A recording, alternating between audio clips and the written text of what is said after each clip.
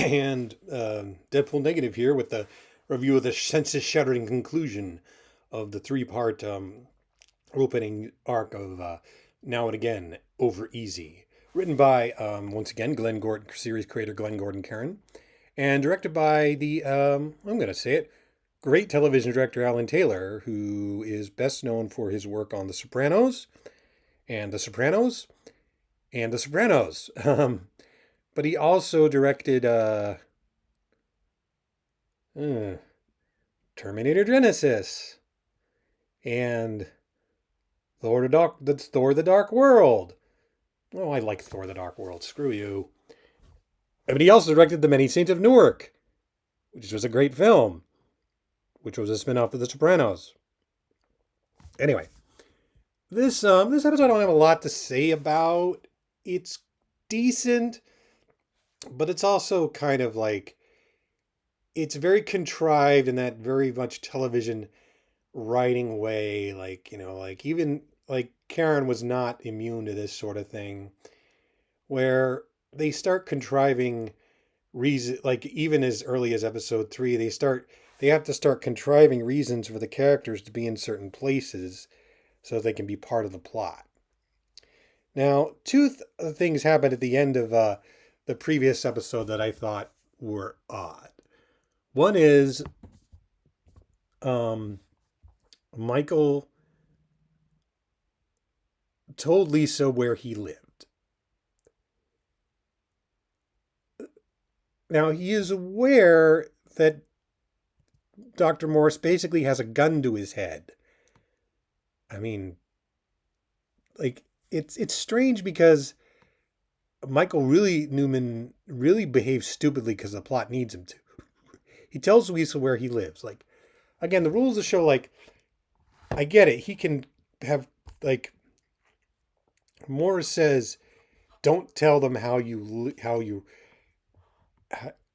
don't tell them the truth. He doesn't exactly say, don't have contact, but this is all sort of like, what did he expect to happen? That's the other odd thing. So anyway, because what do you expect to happen? So anyway, at this point, because of he accidentally let that egg out, instead of demanding $100 million on traceable bills, the Eggman is now out asking for only 10 million in bearer bonds. Now this is headline news. There's a really funny scene in the opening where Morris and his goons drag a TV into Michael's townhouse. That was another goofy thing. Like, I know, like, they don't want Michael to be distracted. They want him to be honing his body all the time, but he can't have a TV. It's just kind of silly, like they're going. It begs the question: what do they expect this guy to actually do if he doesn't know what's going on in the world? Like, use this guy for if there's nothing going on in the world. Also, in the previous episode, Morris said, "We have another candidate with no family who's brain dead. Why don't we just get rid of you?" And Michael's like, "Oh, I want to live." And Morris just, again, like, especially considering what happens to how ruthless Morris becomes later on in the series, especially in the finale. I never quite understood why he let Michael get away with so much without either A, forcing him to take the drug that wipes his memories. Of course, he may have been lying about that. That's a possibility. Or B, just getting rid of him. Like, I mean, as the series does go on, like, Morris does clearly value Michael as a human point of contact, but as the finale proves, he's willing to wipe Michael off the map if that's what's required. So it's just, why not just do again. That's another thing. The show never really answers the question why Michael. It does answer the question why someone like Michael, but it never especially speaks as why is Michael Wiseman important. So again, like because the only reason I can understand that they would pick Michael is they might have known about the court case that got him kind of frozen out in the in the insurance company, that he testified in favor of the people. He said bad, that was not act of God, it was bad steel. He's the pilot really well established that Michael is a moral person. He'll do the right thing when it comes down to it, which is kind of not the way Michael behaves in this episode, because basically, because they know what the Eggman is capable of. They ask, and because Michael can hold his breath longer and is more powerful than anybody, they ask him to deliver the $10 million in bearer bonds for the exchange. And here's where, and this, I don't blame Eric Close for this, because he's doing he's basically playing what he's been given, but Michael becomes all sorts of pissy about this. It's, you can get someone else to do it. I don't want to do it. This is dumb. This is I think I get what Karen's going for. Michael is just so fixated on his family that he doesn't think about anything else. But this doesn't work the way it intended. It makes him look selfish because, again, if he's going on news, he sees this guy is killing, has racked up a bounty count that is probably in the triple digits at this point. I mean, this is 1999. Like, 9/11 hadn't happened yet. Like, this thing was still imaginary to most people. But it is terrifying. And the fact that Michael seems so indifferent to the fact that the Eggman is a mass murderer is honestly kind of offensive. It makes him look like a dick. Like, so what happens is, like, again, I don't really have much to say about this episode because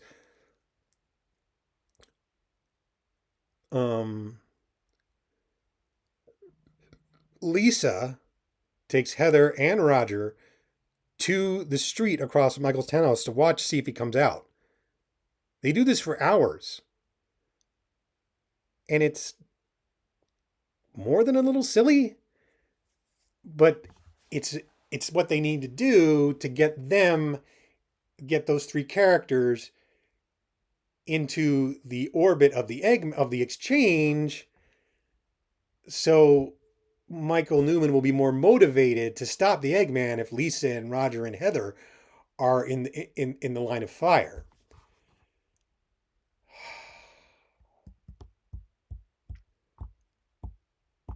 Now, this is a typical TV trope. And it kind of shows how the show's already straining against its own premise. Like, if you can't have all the character, if you can't, like, it's like they just, like, eventually they wind up on the subway through, like I said, contrived means. But it's like, well, our hero can't be motivated by something like basic human decency, like the Eggman is dangerous and sending the best guy available to pay him off is a good idea. No, he's got to, like, really want to get the Eggman because Lisa, Roger, and Heather might get hurt.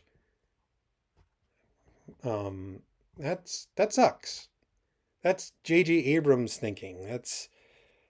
I remember, like, I always hate it when the character's real motivation is, like, a character has to do the right thing, but the motivation is questioned. Well, is it because you love her? I mean, there's this really awful moment in The Walking Dead, which pretty much killed the series for me, where it's when they get to Alexandria, and there's a character played by Alexander Breckenridge that basically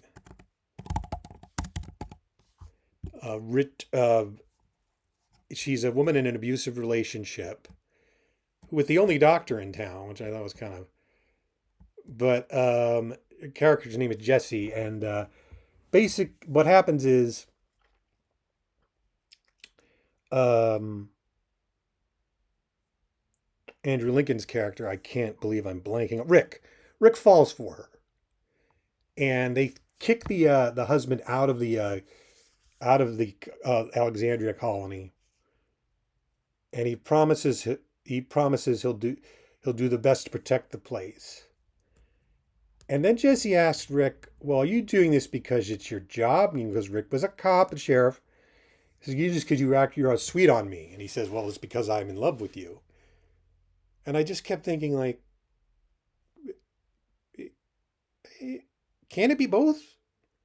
Can it be both? Can't Michael want to protect Heather, Roger, and Lisa, and also stop a madman? Isn't he, like, again? If he's not gonna try, like, what's going on here? And so, but we get some decent action moments, and there's a cool part where, like, the strongest scene in the episode is where Morris gives him a cool grappling hook, and he plays with it, and like, if you look at the interviews with Dennis Haysbert, he says he loved playing the role of Dr. Morris, but he also said it was extremely difficult for him. That doesn't show on screen. I think one of the things that he really communicates is Morris's joy at his creation when he sees it in action. And it does. The episode does get Lisa to meet, and Roger and Heather to meet Dr. Morris in a contrived way, and the fight, and there's the fight with the Eggman, and it's all properly suspenseful, although not as exciting as it could be. But what's funny is, like, I had all these ideas about who the Eggman was, and turns out he's just some guy. He's a guy who wanted money, and he came up with the nerve agent to get a quick money. Like, you don't know anything about his past. You just know he's a sociopath. And one of the funniest gags is, like, he has his last egg, and like Michael corners him in a car, locks both doors. I think he smashes the egg against the window of the car, and then Michael holds his breath, and it is funny as hell because he can hold his breath longer, but like Michael Wiseman has never done that, even though Michael Newman can, and like he's like, and then it turns out that egg wasn't working. That egg was a dud, as he says. And the Eggman just kind of indifferently says, "Bye, bye, bye."